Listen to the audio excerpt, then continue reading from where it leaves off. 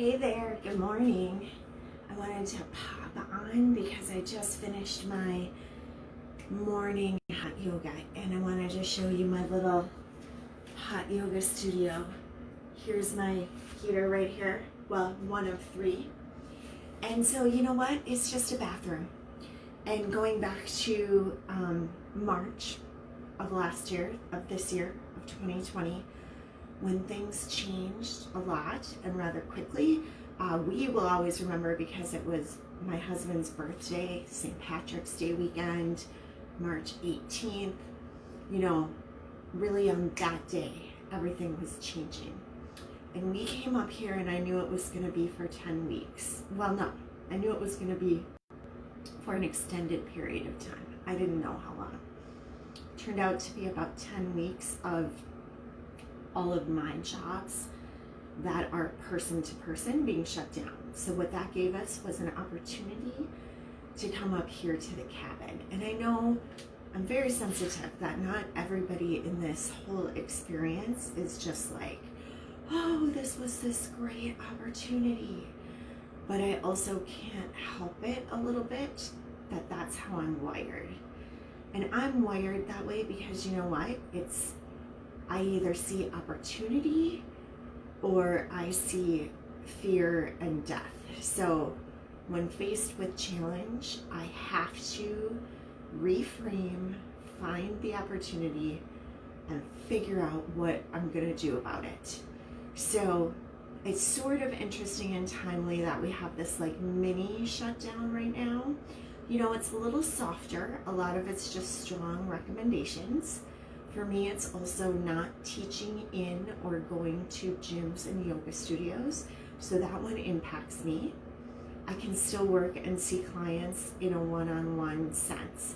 And it's also the holiday season, right? So that's a unique time. This time between Thanksgiving and Christmas or whatever you celebrate, I care about all of it. I just can speak kind of from my vantage point. And so what we have are these layers kind of strange or challenge or this special time of year. And what I'm grateful for the learning I did in that first like 10-week shutdown, because what it was me just playing kind of at this shutdown thing. I mean, it turned out I did have a bit of a job. I did create some virtual work. I didn't do it quite the way as others. I did a lot of dabbling, and I've been a little like, why don't you just do something more significant? Why are you dabbling?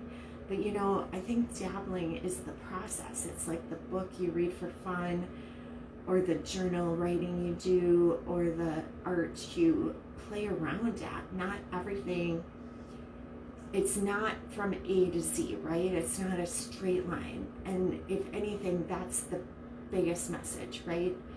In all of this, in everything, it's where am I at right now?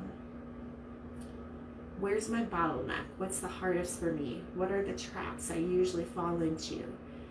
And where would I kind of rather be, right? Like, it's good to play games like kids, like have some playful vision. I mean, how often do kids, if they really get connected to something they want, grow up and become that thing? I have journal history of these things happening over and over again.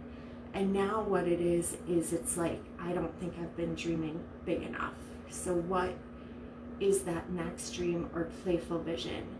What do I struggle with? What do I want to let go of? So what the heck is a 21-day reset about? It's sort of a reminder to me to not fall into my same old traps. I have a few traps, and it's like either time for me to stop seeing them as traps and like accept them and cozy up and bring them into the fold, or to be like, see ya, bye-bye.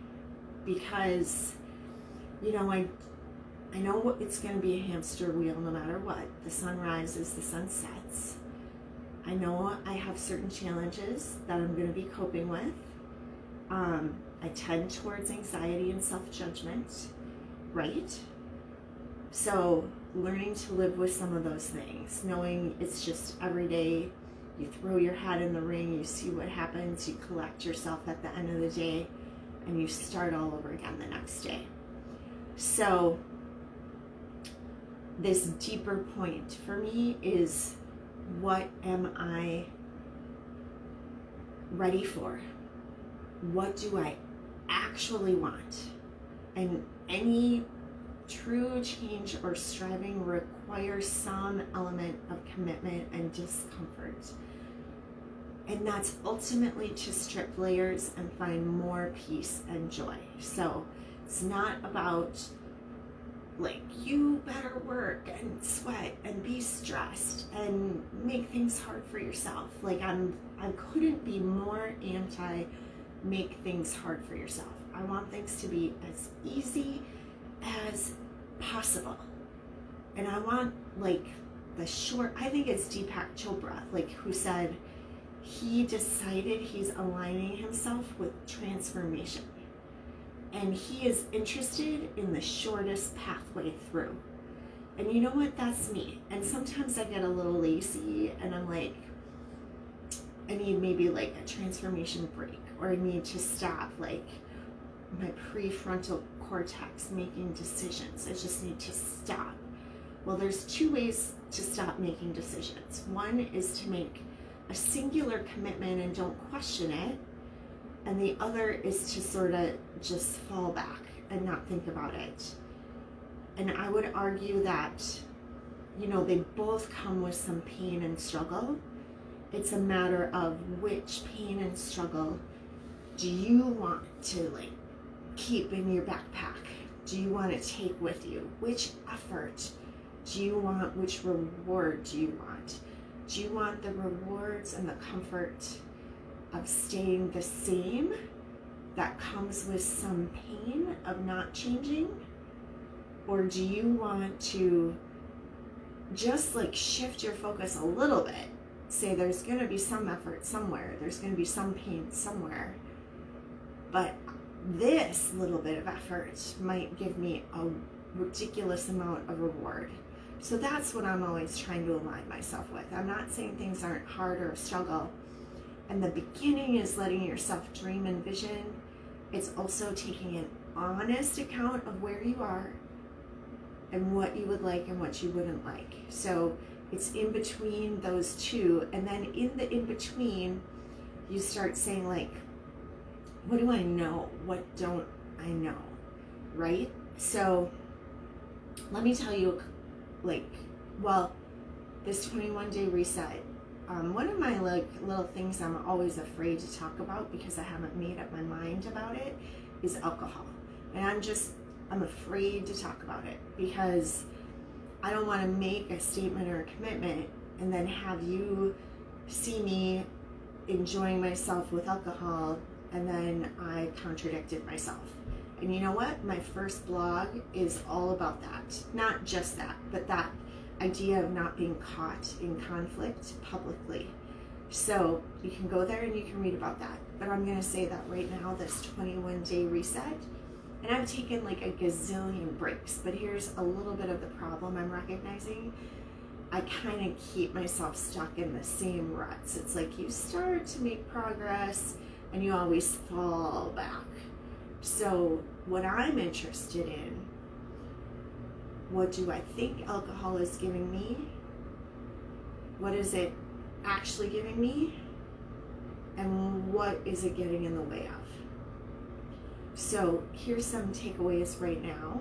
I went to bed last night reading with my daughter, and I got her a big chapter book, and it was a risk because she'll be like, I don't like that. But I picked up some books at school. And you know, it's turning off the TV a little bit early and getting into bed and opening up your book. And she's opening up the book with me. She crawled in here a couple of times this weekend and hung out with me while doing yoga. I hung my yoga swing and the girls are both playing on the yoga swing. I had moment of connection and presence with them that I don't always have, because I'm a person who has a hard time actually honestly connecting. That might be hard for you if you know me, but I keep myself, so in social settings, I'm just giving in to what's going on around me, and in my personal life, I'm behind this veneer of constantly making myself do things. And the really relax and be open and accessible to the people right in front of me doesn't always come. And I use alcohol as an access point to relax and stop choosing and stop making decisions. But then it also does kind of take me to a different place and create a different veneer. So I'm learning things all over again. And I'm not seeing any absolutes, right? I'm on a 1 week of a 21-day reset. But I'm like, what does this food taste like? How does this food feel in my body? What does daily commitment to yoga feel like if I don't judge it and don't say it has to be anything? What does being present with my family look like? What do my healthy supplements feel like in my body? What is it like if I'm open and transparent from the heart? What does it look like when I don't meet my deadlines? What does it look like when I push through and I do? What does compassion look like in my daily life right now? What does setting down judgment look like? Okay, so this took a more internal and a longer turn. I really wanted to hop on and say I'm so excited and proud of myself for being on day 8. And you know what? I didn't do everything like perfectly, but I got to my mat every single day. I left alcohol off the table. I mostly left animal out of the picture. I did have a little dairy this weekend. I mostly left conventional grains out of the picture. I had 1 meal of homemade bread and pasta and a giant salad. I mostly left sugar off of the table, a little incidental in a couple of ingredients. So this is like being sort of vegan, plant-based cleanse light. And I included all of my superfood nutritions. And you know what? I feel a lot better than I felt a week ago on my birthday, Thanksgiving weekend, when I had let myself have whatever I wanted. It's not like I went crazy. It's not like I ate past comfort feeling, but just those things that I think I want, they aren't always doing me any favors. And I always tell people work right at the bottleneck. And if I'm really honest with myself, I know what that bottleneck is. And my daughters are getting towards adolescence. And that was a time that was so hard for me. And I want to be available to them. And I want to be a lighthouse for them. And I want to live habits that I hope they can live. I don't want them to have crutches of junky convenience foods and alcohol and just crap that doesn't serve them, to have them like need to not be themselves or not be present at the moment. Hi, Sandy. So anyway, I'm gonna wrap this up because I'm rambling on, but I'm checking in with you every day. And this one was a little bit deeper, peek behind the curtain, what I'm up to right now. So let's part with that because I think I've been here for about 20 minutes. Okay, have a fantastic day. Namaste.